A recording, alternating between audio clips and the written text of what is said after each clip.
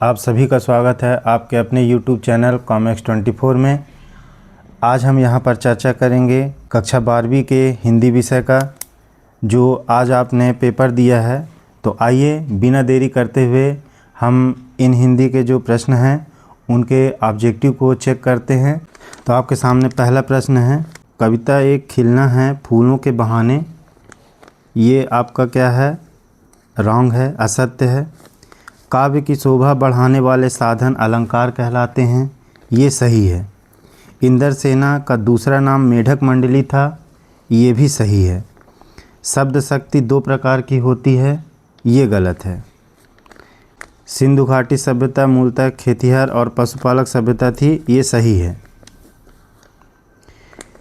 किसी खास विषय पर सामान्य लेखन से हटकर किया गया लेखन विशेष लेखन कहलाता है। ये सत्य है। और आई होप आपने मिला लिया होगा। इसमें आपके 6 में 6 अंक आएंगे। सही जोड़ी में है कैमरे में बंद अपाहिज। इसका जो सही ऑप्शन है वो होंगे रघुवीर सहाय।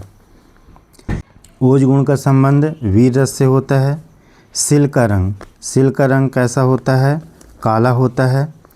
पहलवान की ढोलक जो है फणीश्वर नाथ रेणु से संबंधित है। रचना के आधार पर वाक्य के प्रकार 3 होते हैं। सिल्वर वेडिंग ये मनोहर श्याम जोशी नाटक है दृश्य काव्य। आई विश आपके ये 7 सही होंगे। निम्नलिखित प्रश्नों के उत्तर एक शब्द में लिखिए। विल्प के वीर किसे कहा गया है? तो इसका राइट आंसर क्या है? बादल को कहा गया है। जिन काव्य के छंदों का पूर्वापर संबंध न हो उसे क्या कहते हैं? तो उसे कहते हैं मुक्तक काव्य कहते हैं। इसका राइट ऑप्शन क्या है? मुक्तक काव्य। तुलसीदास ने रामचरितमानस की रचना किस भाषा में की है? तो ये की है अवधी भाषा में। उषा का जादू कब टूटता है? तो उषा का जादू टूटता है सूर्योदय होने पर। जब सूर्योदय होता है तब उषा का जादू टूटता है। निरर्थक शब्द युग्म का कोई एक उदाहरण दीजिए। तो इसका एक उदाहरण हो सकता है पानी, वाणी। इसमें जो वाणी है ये क्या है? निरर्थक शब्द है। आनंद यादव का मन किस बात के लिए तड़पता था? तो वो तड़पता था किस बात के लिए? स्कूल जाने के लिए।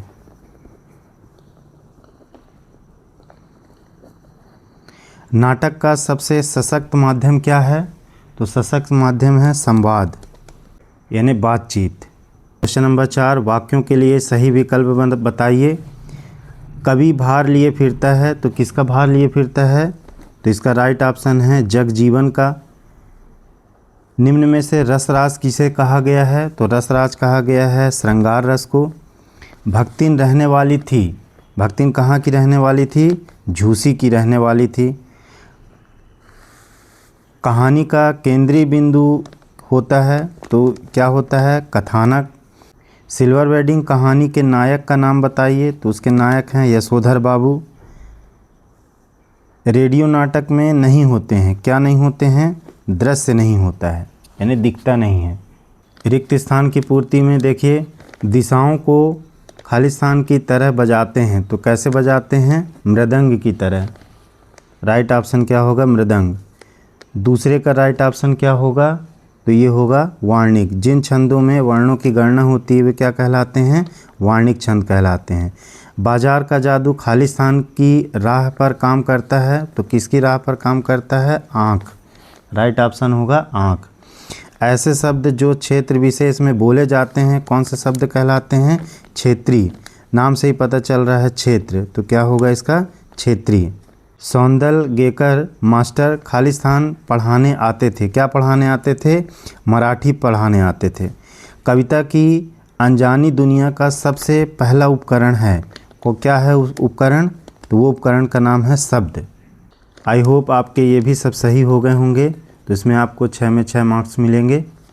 फिर इसके बाद देखिए ये अमिधा शब्द शक्ति है।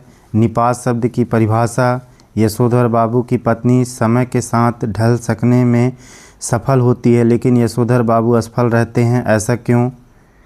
अगला क्वेश्चन है कविता क्या है? छायावाद की 2 विशेषताएं बताइए एवं कवियों के नाम बताइए। प्रयोगवाद की विशेषता बताइए और कवियों के नाम बताइए। भाषा को सहूलियत से बरतने का क्या अभिप्राय है? शांत रस की परिभाषा लिखिए। सोरठा छंद की परिभाषा। संदेह अलंकार और भ्रांतिमान अलंकार में अंतर बताइए। महाकाव्य और खंड काव्य में अंतर बताइए। लेखक के मत से दास्ता व्यापक परिभाषा क्या है? आत्मकथा और जीवनी में 2 अंतर बताइए। उपन्यास या कहानी में अंतर बताइए। फिर इसके बाद आ जाते हैं निम्नलिखित वाक्यों को शुद्ध करके लिखिए। तो देखिए इसमें लिखा है उसके पास केवल मात्र 200 रुपये हैं। तो यहाँ पर क्या होगा? यहाँ पर आप या तो केवल लिखिए, उसके पास केवल, अब मात्र को हटा दीजिए, तो उसके पास केवल 2 रुपये हैं, ये सही हो जाएगा। या फिर ऐसे भी कर सकते हैं आप, उसके पास केवल हटा करके हम यहाँ पर मात्र लिख देंगे, तो उसके पास मात्र 200 रुपये हैं। दोनों आपके सही होंगे। आप कमेंट करके बताइएगा कि आपने क्या लिखा है। उपरोक्त कथन सत्य है, इसका क्या ऑप्शन हो जाएगा? इसका राइट आंसर क्या होगा? उपर्युक्त कथन सत्य है, ये सही होगा। इसमें दिया है निर्देशानुसार वाक्य परिवर्तन कीजिए। वह मेरा मित्र है, बिना भाव बदले निषेधात्मक करना है। तो इसका उत्तर क्या होगा?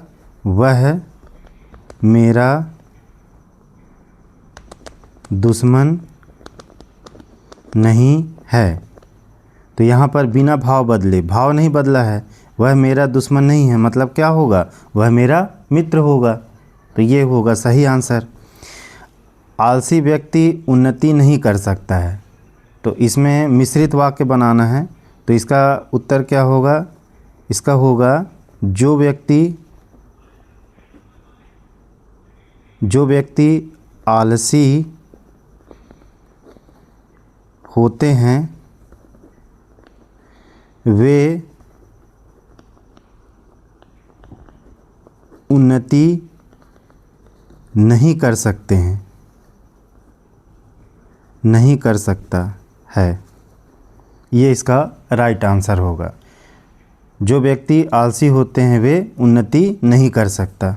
भाव विस्तार कीजिए। पहले भी मैंने अपने कई वीडियो में भाव विस्तार के बारे में चर्चा किया था, उन्हीं में से कई प्रश्न आपके सामने आए हैं। अपठित गद्यांश है, इसका भी आंसर देख करके शीर्षक के आधार पर निकाला जाता है। कवि परिचय हरिवंश राय बच्चन, रघुवीर सहाय का 2 रचनाएं लिखना है। भाव पक्ष, कला पक्ष, साहित्य में स्थान महादेवी वर्मा का है। जीवन परिचय, और ये आपका आ गया है जल आपूर्ति हेतु आवेदन पत्र, और अपने बड़े भाई की शादी में अपने मित्र को आमंत्रण पत्र लिखना है। और 21वां नंबर क्वेश्चन है रूपरेखा के साथ निबंध लिखना है। पहले रूपरेखा लिखिए, इसके बाद फिर उसी पॉइंट को बना करके उसका डिटेल लिखिए। 22वां नंबर क्वेश्चन है आपका निम्नलिखित पद्यांश का संदर्भ, प्रसंग एवं काव्य सौंदर्य सहित भावार्थ लिखना है। तो इसमें आपका काव्य सौंदर्य बताना है, प्रसंग बताना है और पद्यांश बताना है किस पाठ से लिया गया है। अंतिम प्रश्न है आपका गद्यांश। तो गद्यांश में भी यही, गद्यांश किस पाठ से लिया गया है, इसके लेखक कौन है, प्रसंग क्या है, और कुछ विशेष चीज़ें जो इसमें सम्मिलित हैं वो इसको सभी पॉइंट सहित बताना है। तो आई होप आपका ये हिंदी विषय का भी पेपर अच्छा गया होगा। मेरी शुभकामनाएं हैं आपके लिए। Best of luck. धन्यवाद।